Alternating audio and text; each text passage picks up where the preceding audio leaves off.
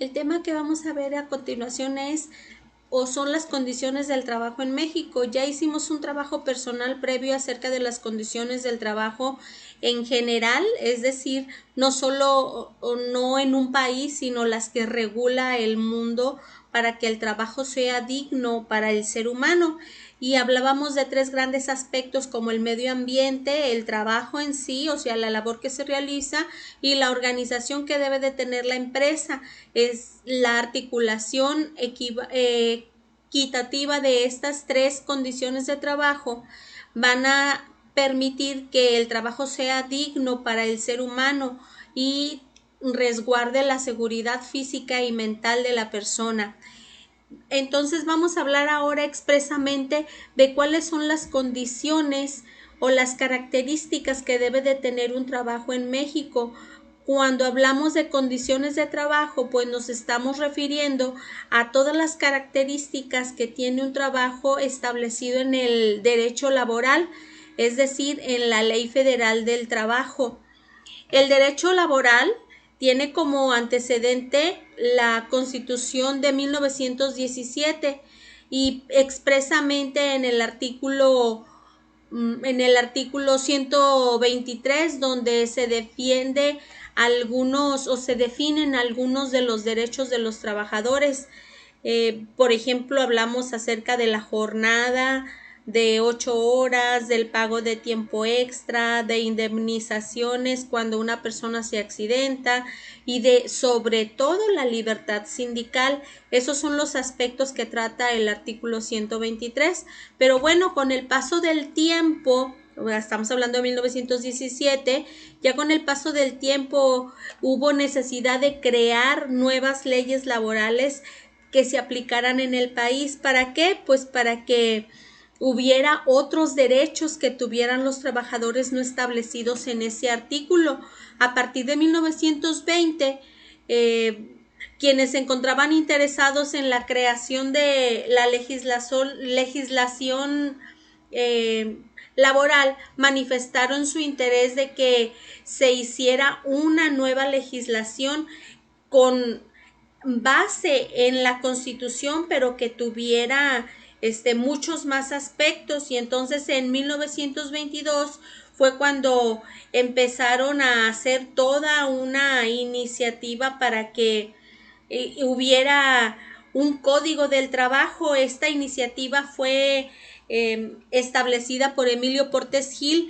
De hecho, hubo muchas personas que lo criticaban porque decía que sobrepasaba todos los derechos que se le daba a un trabajador en el artículo 123 allá en 1917, pero de todos modos Emilio Portes Gil continúa con la iniciativa y en 1931 se va a aprobar en México el primer código o la primera ley del trabajo. Entonces, a partir de ese entonces, los senadores, los diputados y algunas otras personas que no pertenecen a esa facción del gobierno han estado haciendo ciertas revisiones a esa primera ley del trabajo. De hecho, en 1970 se deroga la ley del trabajo que se formula en 1931 y se hace una nueva. Y entonces el 1 de mayo de 1970 va a crearse la última ley federal del trabajo, que es la que tenemos en vigor. Eh, la, bueno, la legislación mexicana va a garantizar condiciones del trabajo basadas en dos principios. Bueno, en un principio grande y sobre todo teniendo en cuenta a los hombres y a las mujeres. Ese principio va a ser el principio de igualdad. Se dice que van a establecerse diferencias muy leves, pero en general la igualdad va a ser no solamente ya para hombres y mujeres, sino para todo tipo de origen o de nacionalidad, de edad y discapacidad, de condiciones sociales. Entonces se va a tratar de que todas las personas tengan los mismos derechos. Incluso la legislación mexicana va a garantizar también que ganen lo mismo, aunque tengan ciertas diferencias. Por ejemplo, una persona con condición de embarazo va a tener ciertas diferencias o ciertas excepciones en su trabajo, pero no se le va a poder limitar en cuanto a su sueldo, por ejemplo, o a su estado civil o a alguna discapacidad que tenga. Si el trabajador es contratado en una empresa, se le tiene que tratar igual. Bueno, entonces vamos a ir empezando a hablar acerca de cómo se legisla en México cada uno de esas condiciones de trabajo. El primero, vamos a hablar acerca de los contratos. Los contratos, como lo dice en la diapositiva que tenemos ahí, se dice que es un documento en el que se van a establecer los derechos y las obligaciones de los trabajadores y de los que los emplean, es decir, de las empresas. Estos contratos existen de 3 tipos. El primero es un contrato individual, el segundo es un contrato colectivo y el tercero es un contrato de ley. Ahí están los artículos en la Ley Federal del Trabajo que abarca cada uno de estos 3 tipos de contrato. Es decir, que nosotros podemos ser contratados de diferente forma, aunque por la mayoría el contrato más particular que hay en México es el contrato individual de trabajo. Ahí se establecen en la Ley Federal del Trabajo también ciertas medidas para evitar abusos en ciertas modalidades de contratación y vamos a ver algunas. Dice, primero, los contratos deben de ser por escrito y por una sola vez. No podemos andar firmando el mismo contrato varias veces y además, como se dice, si usted necesita que la ley lo ampare, debe de tener un contrato por escrito. Dice que los contratos son improrrogables, es decir, yo no puedo firmar un contrato y que empiece a funcionar dentro de un mes. Los contratos, en cuanto se firman, tienen que estar activos. Los contratos también, para evitar abusos, dice que deben de tener los mismos derechos y obligaciones que los demás trabajadores con seguridad social. Es decir, que con todos mis colegas de trabajo debemos de tener los mismos derechos y obligaciones, a menos que sean otros puestos. El mismo contrato con mi compañero al lado en el trabajo debemos de tener firmado los mismos derechos y obligaciones. Se dice que no podrán aplicarse en forma simultánea o sucesiva ni en más de una ocasión. Yo no puedo tener, como les decía al principio, no puedo tener 2 contratos o no puedo tener un contrato que aunque ya se haya acabado, yo no lo haya vuelto a firmar. Otra medida para evitar abusos dice que no podrán aplicarse al mismo trabajador en forma simultánea o sucesiva ni en más de una ocasión los periodos de prueba o capacitación inicial. Es decir, que yo no puedo estar en 2 periodos de entrenamiento. En cuanto se termine el entrenamiento, yo necesito ya firmar un contrato. No podemos tener periodos de capacitación o de prueba. Por ejemplo, firmo 3 meses y después de los 3 meses o no firmo, estoy a prueba y entonces se pasan los 3 meses y me siguen teniendo a prueba. Eso está mal en un lugar de trabajo. Dice que al término del periodo de prueba, al no acreditar el trabajador que satisface los requisitos, se dará por terminada la relación de trabajo. Es decir, dice, tomando en cuenta la opinión de la Comisión Mixta de Capacitación, Adiestramiento y Productividad.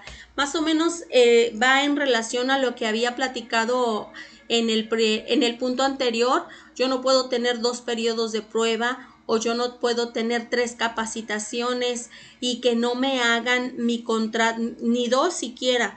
No puedo, en cuanto se termine el periodo de prueba y no soy apto, sigo teniendo muchos errores, entonces se termina la relación laboral nuestra con la empresa. Y dice que todas ellas con salario, bueno, se debe de percibir un salario, seguridad social, y se debe empezar ya a generar antigüedad desde el primer momento en que yo firmo un contrato, aunque sea un contrato temporal, por aquello de que firmo un contrato un contrato de 3 meses cuando estoy a prueba, por ejemplo. Entonces, eso es en cuanto a los contratos. Otra condición de trabajo importante van a ser los salarios. El salario es la retribución que debe de pagar la empresa a un patrón o un patrón al trabajador por su labor que realiza. Eso está en el artículo 82 de la Ley Federal del Trabajo. El salario se registra como en México se le llama salario mínimo. El salario mínimo es la retribución más baja que puede percibir un trabajador por los servicios prestados en una jornada de trabajo. Y entonces yo no puedo ganar menos del mínimo en México. Sería indigno trabajar por algo menos del mínimo.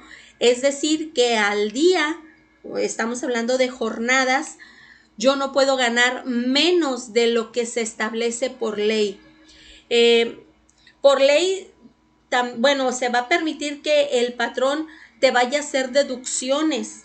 Es decir, tú ganas un salario fijo, pero el patrón, dependiendo de las prestaciones que tenga, te puede retener algo del salario. Eso está visto por la ley. Es decir, de que si nosotros vamos a ver nuestro recibo y no tenemos, ahorita lo vamos a ver, lo del mínimo por día, haciendo ahí multiplicaciones y nos dan menos, no quiere decir que estemos fuera de la ley o la empresa esté fuera de la ley. Hay que ver cuántas deducciones al salario hizo el patrón. Bueno, entonces seguimos hablando de salarios. Antes del 2020, me regreso para que no nos distraigamos, antes del 2020 había en México 3 tipos de salarios dependiendo de la zona en la que estuviéramos: la zona del sur, la zona del centro y la zona norte, la zona fronteriza. En el 2020, con el nuevo presidente, se van a quitar esos 3 tipos o 3 niveles de salario y van a dejar 2. Dice, dejan de existir las 3 zonas geográficas de salarios mínimos y ahora solamente se van a contemplar 2: la zona libre de la frontera norte y el resto del país. A partir del 1 de enero, el salario mínimo se va a estipular de la siguiente manera: el salario más alto es la zona libre de la frontera norte, que son 185.56 pesos por jornada e incrementándose el 5% anual. Y el resto del país va a ganar 123.22 centavos por jornada, y aumentando al año el 20%. Entonces, estos son los 2 tipos de salarios que hay. Como les digo, si nosotros hacemos ahí las multiplicaciones, a lo mejor no nos dan en el neto, pero es porque nos van a hacer algunas deducciones. Entonces, eso es en cuanto a salarios mínimos. Ahora, los salarios, les voy a dejar ahí un documento también que habla acerca de salarios mínimos. Esto es para una persona que no tiene estudios y también para una persona que tiene no una profesión sino un oficio. También la Secretaría del Trabajo se sacó una tabla con los estimados para cada oficio o cada profesión, y la voy a anexar a Classroom para que la tengan vigente. Luego, hablando de las condiciones de trabajo, también vamos a hablar acerca de la jornada de trabajo. Es decir, La Ley Federal del Trabajo va a establecer que una jornada de trabajo es el tiempo durante el cual una persona que trabaja se encuentra a disposición del patrón para presentar o para prestar su servicio, para realizar algún oficio o alguna profesión. La Ley Federal del Trabajo también va a regular 3 jornadas de trabajo como fijas, y también va a poner unas horas establecidas para saber a qué tipo de jornada de trabajo pertenecemos. La primera jornada se va a llamar jornada diurna, y esta va a comprender de las 6 de la mañana a las 8 de la noche. El empleado no podrá trabajar más de 8 horas diarias, pero por ejemplo, si yo entro a las 9, 10, 11, 12, 1, 2, 3, 4, salgo a las 5 de la tarde o a las 6, porque tengo una hora de comida, todavía estoy hablando de una jornada diurna, porque trabajo de 9 a 6 de la tarde y entra dentro de las horas establecidas como diurnas. Luego sigue la jornada nocturna. Esta va a comprender de las 8 de la noche a las 6 de la mañana, y solamente se debe de trabajar un máximo de 7 horas por jornada laboral. Le quitan una hora porque el trabajo de noche es mucho más pesado, aunque en algunos lugares, lo sé por experiencia de algunas personas que conozco que trabajan de noche, se quedan mucho más tiempo, el trabajo es mucho más ligero, pero por el desgaste físico se considera que se pagan 7 horas de trabajo. A menos que esté trabajando en horarios extendidos como se trabaja ahora en las maquiladoras, entonces tiene varios días de descanso. El que sigue es la jornada mixta. Dice que alterna horarios diurnos y nocturnos, por lo que el número máximo de horas de actividad va a ser de 7 horas y media, dependiendo si es un trabajo diurno o un trabajo nocturno. Incluso hay lugares que alternan la jornada mixta con 3 horarios, la jornada de la mañana, la jornada de la tarde o la jornada de la noche. Un lugar donde sé que se trabaja todavía así, por ejemplo, es en Exmart, que en Exmart es un 24/7, pues entonces ahí se tienen los 3 tipos de jornadas. Bueno, existe también otra jornada que se llaman jornadas extraordinarias o jornadas extra. Estas jornadas deben de contar con el consentimiento del trabajador para que se puedan llevar a cabo.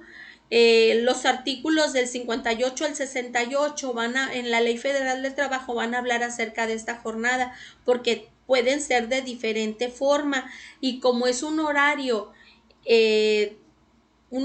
especial fuera de la hora normal de trabajo, por eso hay muchos artículos que lo van a estipular. La primera dice que diaria máximo 3 horas máximo 3 horas diarias, y deben de ser pagadas al doble. Es decir, que si yo gano 100 pesos y tengo una jornada extra, pues me van a pagar cada hora en 200 pesos, porque es una jornada doble. El límite dice que es 3 veces por semana. No puedo trabajar todos los días horas extras, porque estamos trabajando fuera de la norma o fuera de la ley.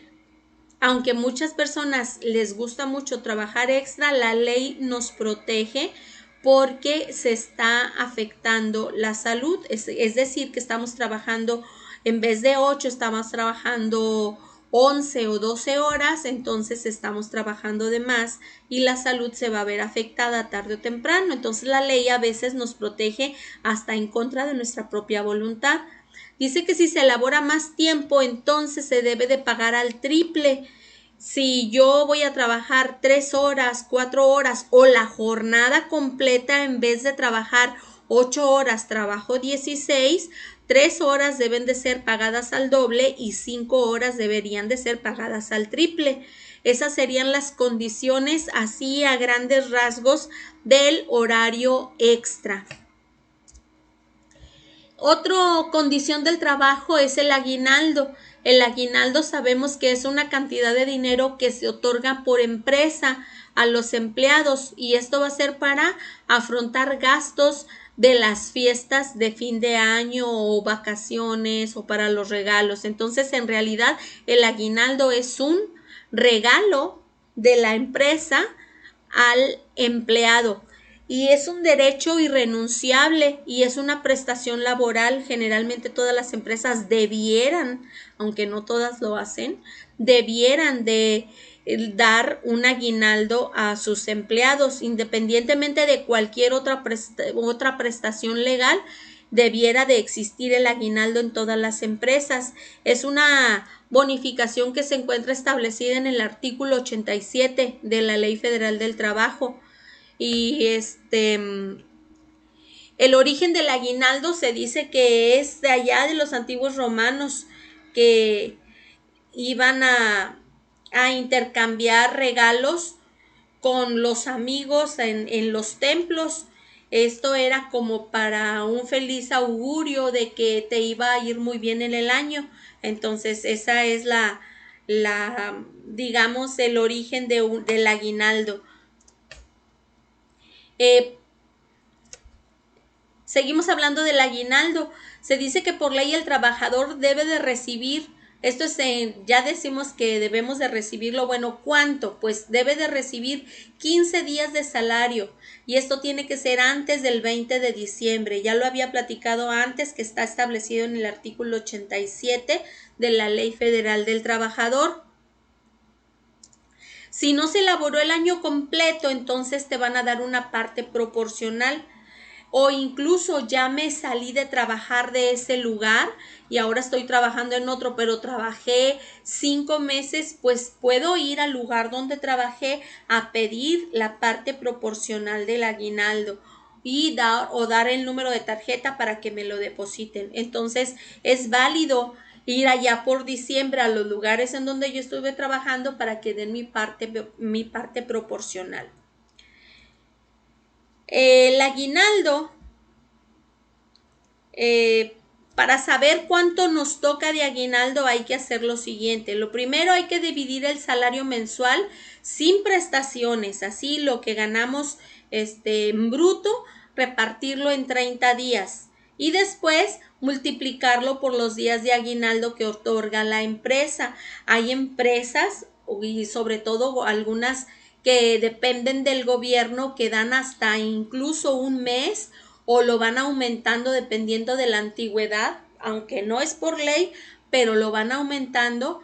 Y entonces hay lugares que dan 30 días de aguinaldo, 25 días de aguinaldo. Entonces la división del salario entre 30 hay que multiplicarla por el número de días que el patrón nos va a dar como aguinaldo y eso debiera de estar depositado, como lo dije, antes del 20 de diciembre. Otra condición del trabajo son las primas vacacionales y las vacaciones en sí. El trabajador va a tener derecho a vacaciones después de haber trabajado todo un año y le van a corresponder como mínimo 6 días. Esto está en el artículo 77. 6 días de vacaciones después de trabajar un año.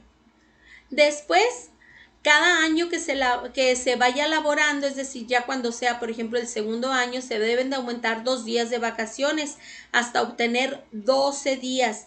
De ahí en adelante se van a aumentar 2 días vacacionales después de cada 5 años laborales. Entonces, si una persona, por ejemplo, trabaja 6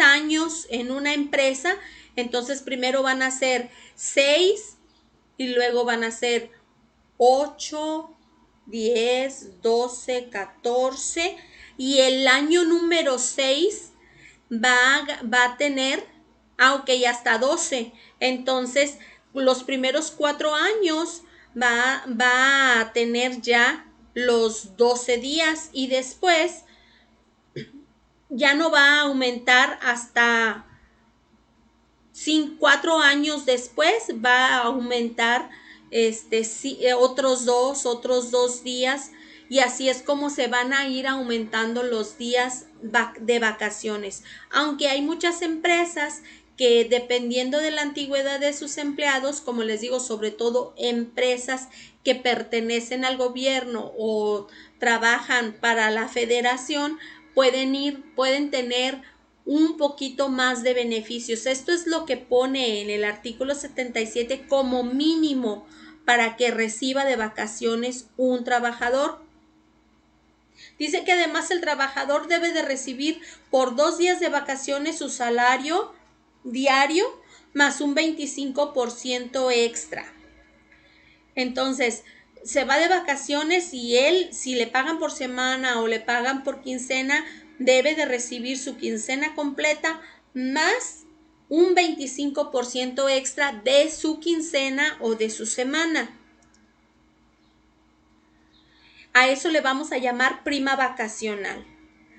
Otra cosa otro elemento para ver las condiciones del trabajo en México van a ser los días de descanso. Por ley en México se debe de tener a la semana un día de descanso por cada 6 días de trabajo, además de los días que nosotros llamamos festivos. Debe de existir esos días de descanso. Ahora, si se trabaja un día de descanso obligatorio, se debe de pagar al doble independientemente del salario. Por ejemplo, si nos toca ir a trabajar un día festivo, nos lo debieran de pagar al doble.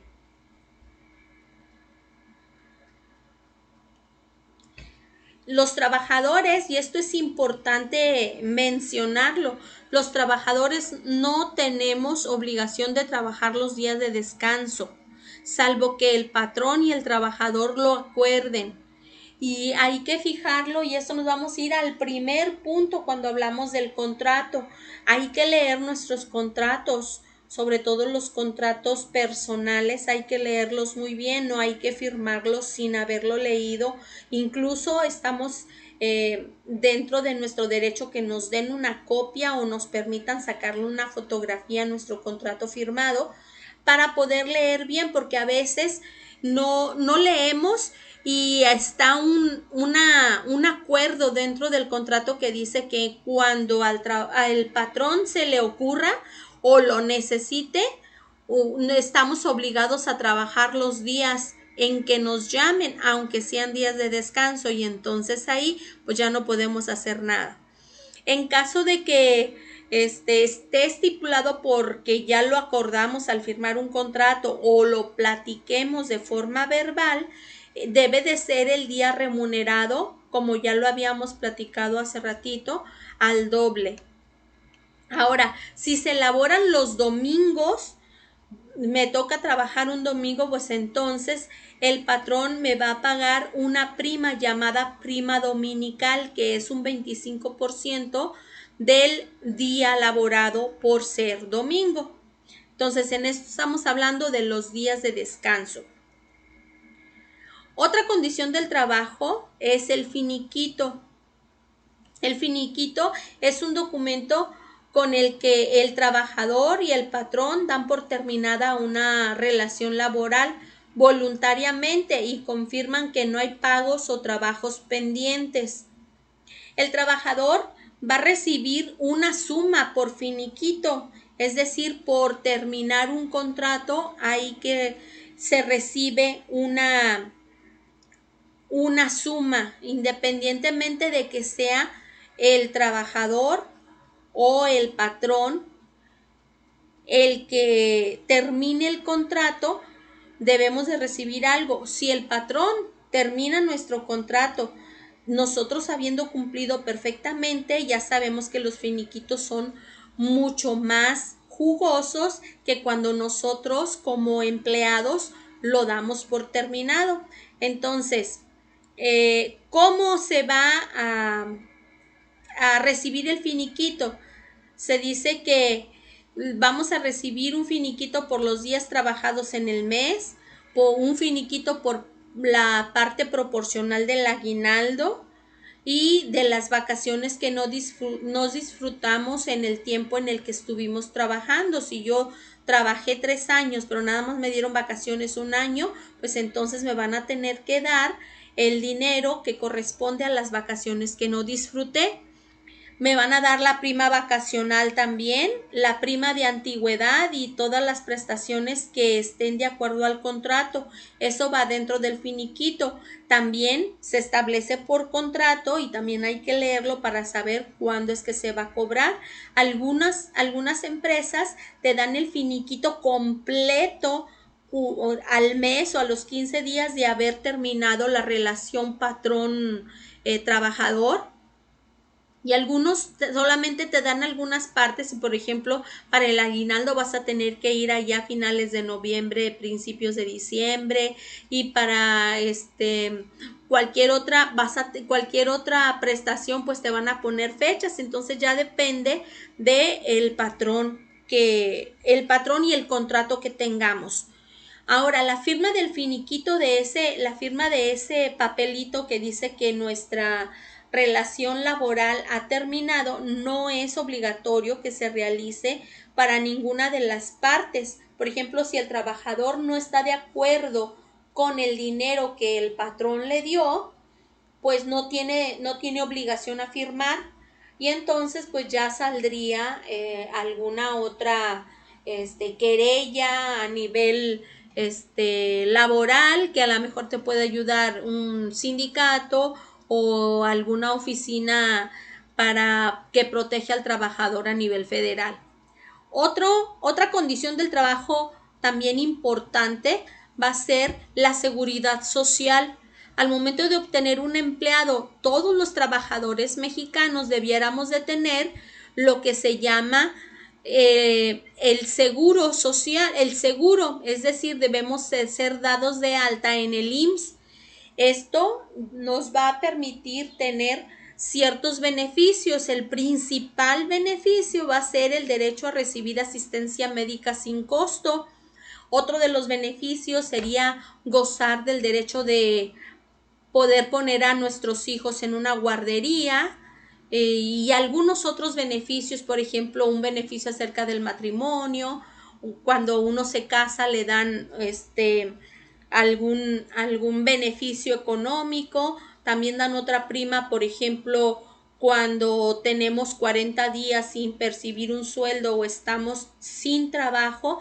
El haber estado inscrito o dado de alta en el seguro, también podemos recibir lo que se llama el seguro contra el desempleo, y entonces son algunos beneficios que da la seguridad social.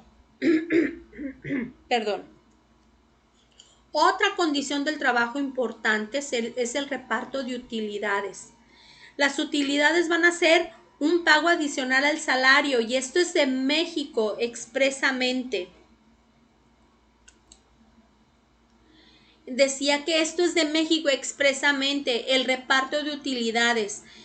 Cuando los centros de trabajo han tenido ganancias, entonces en alrededor de mayo y junio los trabajadores debieran de recibir de parte de la empresa cierta cantidad que es proporcional a las ganancias que la empresa tuvo en el año anterior, que la empresa tuvo para valorar 5 meses, para valorar cuáles fueron sus ganancias en el año anterior, y entonces en estos alrededor de mayo y junio empieza a repartir lo que se llaman utilidades. Y como les digo, esto es casi expresamente nada más en México. No hay muchos países que repartan utilidades. Por ejemplo, en Estados Unidos no existe. Por eso es que muchas empresas estadounidenses que trabajan en México les cuesta mucho repartir sus ganancias entre los trabajadores. Y hay hasta empresas que tienen casi que obligarlos, o trabajar recursos humanos o los sindicatos para que cumplan con estos artículos de la Ley Federal del Trabajo. El siguiente La siguiente condición de trabajo también va a ser la antigüedad y los ascensos. En un centro de trabajo, una persona que tiene mayor antigüedad va a tener preferencia al ser promovido o al ser ascendido. Esa es el principal motivo por el que se va a tomar la antigüedad en un trabajo. Y los artículos que hablan acerca de esto son el 158 y 159 de la Ley Federal del Trabajo. Ahora, se debe de considerar como antigüedad o como promoción a ascensos no solamente los años, sino también los años que la persona se estuvo preparando. Es decir, si en ninguno de estos años aumentó mi escolaridad, pues entonces va a llegar hasta un tope, pero si en el transcurso en el que yo estoy laborando en una empresa me estoy superando y estoy obteniendo diplomados, certificaciones, incluso como ustedes lo están haciendo, se reciben de una carrera, pues entonces tienen por antigüedad y por escolaridad, tienen muchas más probabilidades de ser promovidos en su trabajo.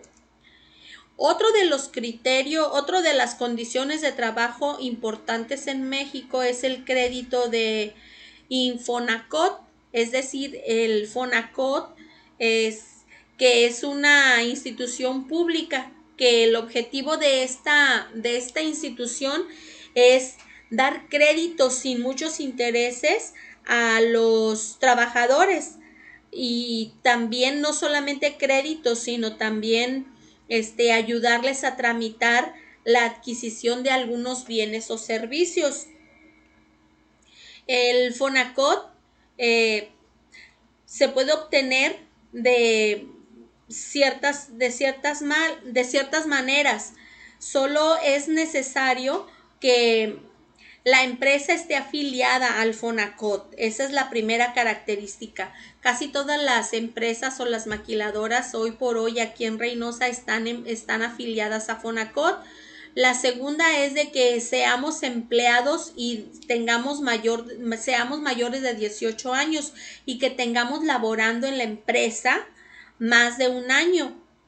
Aquí está, la antigüedad de 1 año a 3 años como mínimo para que el Fonacot pueda ser, digamos, viable. Entonces, otras características del Fonacot que son buenas es de que nos pueden depositar a través de una tarjeta, nos pueden dar en efectivo o incluso pueden hacer una transferencia a la tienda donde yo puedo comprar alguna cosa. Entonces Infonacot se encarga de pagar lo que yo saco. Y otra de las ventajas que no está aquí escrita, pero la quiero mencionar, es de que no tiene muchos intereses correspondientes o haciendo comparación con otras empresas que se encargan de dar préstamos, por ejemplo, y la ventaja es de que la empresa directamente te quita de tu sueldo y tú no tienes que andar haciendo pagos en banco o por medio de tarjetas. La empresa retira de tu sueldo y lo da directamente a Fonacot. Otra condición de trabajo es la de seguridad e higiene. Esto viene en el artículo 427 de la Ley Federal del Trabajo. Es decir, que el trabajador debe de contar con un ambiente específico, saludable, limpio, para poder realizar su labor, que no haya peligros para poder adquirir en el lugar donde trabaja a lo mejor una enfermedad o pasar un accidente. Y también hablando de seguridad e higiene, esta condición de trabajo nos va a permitir, o estos artículos establecen que el empleador o el patrón o la empresa nos deben de proporcionar todos los elementos o todos los equipos para poder realizar nuestro trabajo en condiciones óptimas. Si es un trabajo digamos, donde hay químicos, pues debe de protegerte, debe de darte trabajo, trajes especiales, guantes, máscaras, o si es un lugar donde hay mucho calor, pues debe de tener ventiladores o debe de tener clima. Si es un lugar donde el trabajo es más de 8 horas por la forma o la estructura de las empresas, como por ejemplo en las maquiladoras, que se trabajan 12 horas en turnos de 3 o de 4 días. Entonces debe de tener sillas para sus empleados, a menos que el trabajo no lo permita. Pero entonces todas estas son las condiciones para que una persona tenga un trabajo de manera digna sin que se afecte su capacidad física. A esto le vamos a llamar seguridad e higiene. Y el último de los puntos para los criterios para obtener un trabajo óptimo sería la capacitación y el adiestramiento. Por ley, las empresas nos deben de proporcionar conocimientos técnicos, así como prácticas para obtener habilidades y destrezas en nuestro trabajo, no solamente para poder rendir mejor, sino también para lo que en el aspecto anterior hablábamos, para nuestra seguridad.